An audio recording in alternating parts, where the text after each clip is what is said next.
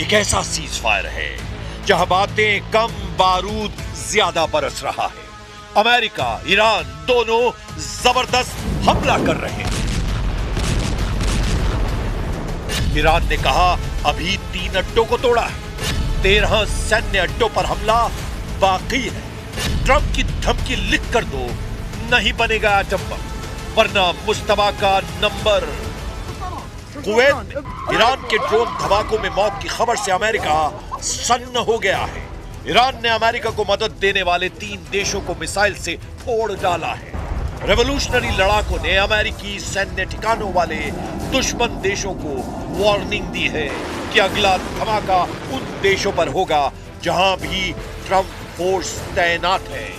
वहीं अमेरिका ने 4 दिनों में चौथी बार ईरान के केशम आइलैंड पर हमला किया। इससे भड़के ईरान ने दावा किया कि कुवैत, इराक और बहरीन में मौजूद अमेरिकी सैन्य ठिकानों को मिसाइल और ड्रोन से भारी नुकसान पहुंचाया गया है। ईरान ने सबसे जबरदस्त हमला कुवैत में किया है, जहां सुबह शुरू हुए मिसाइल धमाके अब भी रुके नहीं है। ईरानी हमलों से कुवैत इंटरनेशनल एयरपोर्ट पर अफरा तफरी मची है। हालांकि कुवैत ने बयान जारी कर कहा है कि उसके एयर डिफेंस सिस्टम दुश्मन की मिसाइलों और ड्रोन को रोकने की पूरी कोशिश कर रहे हैं। ज्यादातर विस्फोट इंटरसेप्शन ऑपरेशन के चलते हुए हैं, लेकिन कुवैत रिहायशी इलाकों में बारूदी तांडव दिखाई दिया है। ईरान की मिसाइल आंधी से कुवैत में इमरजेंसी जैसे हालात हैं। सेना ने लोगों के लिए एक और चेतावनी जारी की है। कुवैत सेना ने कहा है कि अगर कहीं मिसाइल ड्रोन दिखाई दे तो लोग उससे दूर हो जाएं। संदिग्ध सामान मिलने पर इमरजेंसी नंबर पर सूचना देने की अपील की गई है। कुवैत की तरह बहरीन और इराक में अमेरिकी ठिकानों पर हाई अलर्ट है। बहरीन के गृह मंत्रालय ने चेतावनी सायरन बजाए हैं और लोगों से शांत रहने की अपील की है। बहरीन में नागरिकों को नजदीकी सुरक्षित स्थानों पर जाने और सुरक्षा निर्देशों का पालन करने के लिए कहा गया है। ईरान के सरकारी ब्रॉडकास्टर IRIB ने सोशल मीडिया प्लेटफॉर्म X पर कई वीडियो शेयर कर घातक हमलों का दावा किया है। वीडियो में मिसाइलों को बहरीन और इराक के आसमान में विस्फोट का दावा किया जा रहा है, लेकिन अमेरिकी सेंट्रल कमांड ने ईरान के हमलों को खोखला दावा करार दिया है। सेंटकॉम ने कहा है कि ईरान ने बहरीन में US नेवी के 5वें बेड़े के मुख्यालय और एक अमेरिकी एयरबेस पर मिसाइल और ड्रोन हमले का दावा किया है, लेकिन सभी हवाई खतरों को समय रहते रोक दिया गया और किसी भी अमेरिकी सैन्य ठिकाने पर हमला सफल नहीं हुआ है। अमेरिका ने धमकी दी है कि ईरान पर कोई रहम नहीं किया जाएगा। जब तक ईरान अपने एटमी प्रोग्राम को पूरी तरह बंद नहीं करता, तब तक कोई भी प्रतिबंध नहीं हटाया जाएगा।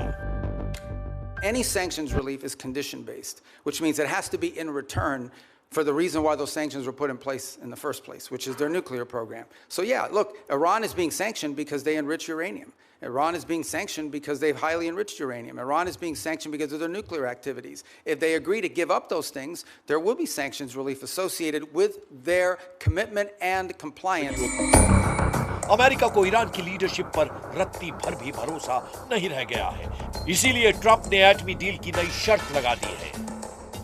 ट्रंप ने नई शर्त में कहा कि ईरान उन्हें लिखित आश्वासन दे, तभी डील आगे बढ़ेगी।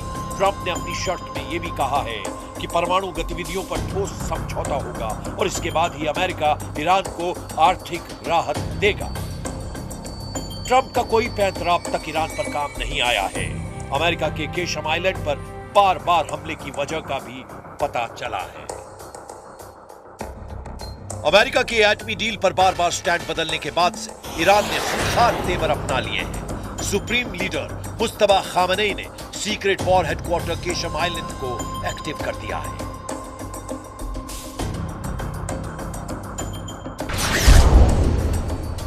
केशम आइलैंड फारस की खाड़ी में ईरान का सबसे बड़ा द्वीप है। यह हॉर्मुज़ स्ट्रेट के मुहाने पर है, जहां से दुनिया का लगभग 20 से 25% कच्चा तेल गुजरता है। 135 किलोमीटर लंबे आइलैंड में पहाड़ियों के नीचे ईरान ने सुरंगें और बंकर बनाए हैं। इन सुरंगों में सैकड़ों मिसाइलें तैनात की गई हैं। इन्हें मिसाइल फार्म भी कहा जाता है, जहां से ईरान लंबी और मीडियम रेंज की मिसाइलों को आसानी से लॉन्च कर रहा है। ये मिसाइलें फारस की खाड़ी में मौजूद किसी भी दुश्मन के जहाज को हिट कर रही हैं। मुश्तबा का ये अंडरग्राउंड युद्ध मुख्यालय गेम चेंजर साबित हो रहा है। ईरान ने केशम आइलैंड को ट्रंप के जंगी बेड़ों की तर्ज पर बना रखा है। इस आइलैंड की पूरी फिल्म ईरान ने रिलीज कर दुश्मनों के होश उड़ा दिए हैं। समुद्री मोर्चे पर ईरान ने अपना इरादा साफ कर दिया है। ईरान के हजारों ड्रोन अमेरिका की नौसेना पर हमले के लिए तैयार हैं। ईरान ने हॉर्मुज के आसपास टापुओं पर लड़ने के लिए अपने टैंक समंदर में उतार दिए हैं। ईरान के कमांडो भी सुरंगों से निकलकर लड़ने को तैयार हैं। और इन सब के पीछे खड़ी है ईरान की मिसाइल पावर, जिसके धमाकों की ताकत ट्रंप से बेहतर कौन जानता है। लेकिन इन सब के बीच अमेरिका को डराने वाली खबर केशम की मिसाइल सिटी से आई है। केशम आइलैंड की जमीन के नीचे मिसाइल बंकरों और ड्रोन बेस का एक बड़ा जाल है, जो यूएस के जंगी जहाजों को खाड़ी में पहुंचने से बहुत पहले ही ट्रैक कर लेता है, जिससे ईरान को पूरी तरह से स्ट्रेटेजिक दबदबा बनाने में आसानी हो रही है। ईरान के बेजोड़ प्लान और जबरदस्त हमलों से अमेरिका नए सिरे से अलर्ट हो गया है। इधर इजराइल ने अपनी वॉर प्लानिंग को नई धार दी है। पीएम नेतन्याहू ने ट्रंप से परमिशन लेकर अब ईरान में तख्ता पलट तक युद्ध का ऐलान किया है। ידע כל חורש רעה נגד ישראל שמזימותיו ייכשלו. המחיר שהוא ישלם יהיה כבד ביותר. המחיר שאיראן כבר שילמה הוא כבד מאוד מאוד. היסודות של משטר האימים הזה באיראן נסדקו. הוא לא ישוב להיות מה שהיה, ואני אומר לכם, סופו ליפול. ईरान को कंट्रोल करने से पहले इजराइल हिजबुल्लाह का टोटल सफाया करने में जुटा है। इजराइल ने लड़ाका ग्रुप के खतरे से संयुक्त राष्ट्र को भी अलर्ट किया है। संयुक्त राष्ट्र में इजराइल के राजदूत डैनी डैनन ने हिजबुल्लाह के ड्रोन खतरे को लेकर बड़ा बयान दिया। डैनन ने कहा कि ऐसे छोटे ड्रोन आज के समय की सबसे गंभीर चुनौतियों में एक बन गए हैं और इजराइल उनके हमले का इंतजार नहीं करेगा। डैनी डैनन अपने साथ एक छोटे ड्रोन की डमी लेकर पहुंचे। बैठक के दौरान उन्होंने डमी दिखाते हुए कहा कि हिजबुल्लाह जिन ड्रोन का इस्तेमाल कर रहा है उनका वजन 2 किलोग्राम से भी कम है और इन्हें आसानी से ऑनलाइन खरीदा जा सकता है।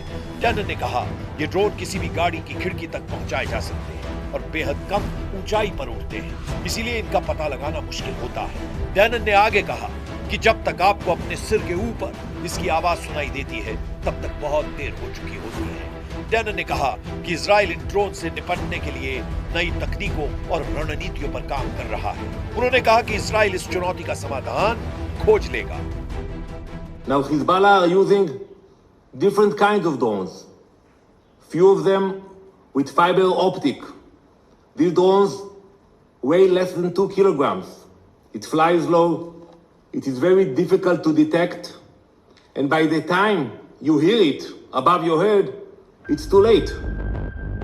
इस बीच इराक से इजराइल के लिए गुड न्यूज मिली है, जहां ईरान समर्थित 2 लड़ाका ग्रुप ने सरेंडर कर दिया है। ईरान समर्थित इराकी मिलिशिया अस्साइब अहल अल हक और इमाम अली ब्रिगेड ने अपने हथियारों को इराकी सेना को सौंपना शुरू कर दिया है। हालांकि नेतन्याहू से नाराज ट्रंप ने उन्हें सोमालिया फ्रंट पर करारा झटका दिया है। इजराइल ने सोमालीलैंड को नए देश की मान्यता दी है। सोमालीलैंड को सोमालिया से अलग मुल्क के रूप में मान्यता के मसले पर अमेरिका इजराइल के साथ नहीं है। वॉशिंगटन ने सोमालिया की एकता और अखंडता की पुष्टि की है। मिडिल ईस्ट से आई रिपोर्ट के मुताबिक सऊदी अरब और खाड़ी देशों के प्रेशर में ट्रंप ने सोमालिया का पक्ष लिया है।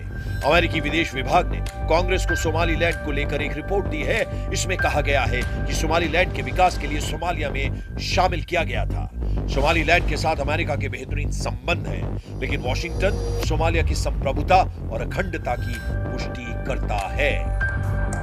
रिपोर्ट में अमेरिकी अधिकारियों के हवाले से कहा गया है कि राष्ट्रपति डोनाल्ड ट्रंप शायद ही सोमालीलैंड को मान्यता देंगे, क्योंकि अरब और मुस्लिम देशों का उन पर दबाव है।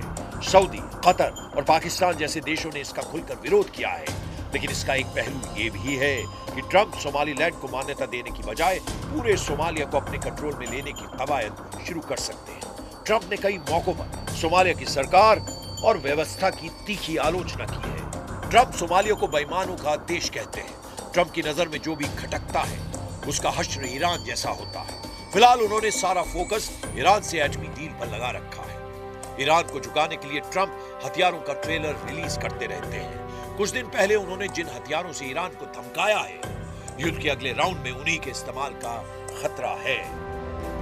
ट्रंप ने अपने social media platform truth social पर एक वीडियो जारी किया था, जिसमें उनका एयरफोर्स वन विमान, फाइटर जेट्स और परमाणु बम वर्षकों के बीच उड़ता हुआ नजर आ रहा था। इस वीडियो में एयरफोर्स वन के साथ F-15 फाइटर जेट, B-1 और B-2 बॉम्बर भी थे। बीच में अमेरिकी राष्ट्रपति का विमान एयरफोर्स वन। ये फॉर्मेशन दिखाकर ट्रंप बतलाना चाहते हैं कि अमेरिका के हमले का वो कैसे नेतृत्व कर रहे हैं। लेकिन ईरान जिस जिद से जंग के मैदान में डटा है, उसकी कोई काट नहीं है। ईरान अपने वजूद की लड़ाई में सब कुछ झोंकने के लिए तैयार है। सुपर पावर को बराबर की टक्कर देकर ईरान ने यह बतला दिया है कि हार जीत से अलग इस युद्ध के नतीजे होंगे। खाड़ी में महाशक्तियों के गुरूर टूटेंगे, सबसे घातक हथियारों का घमंड टूटेगा।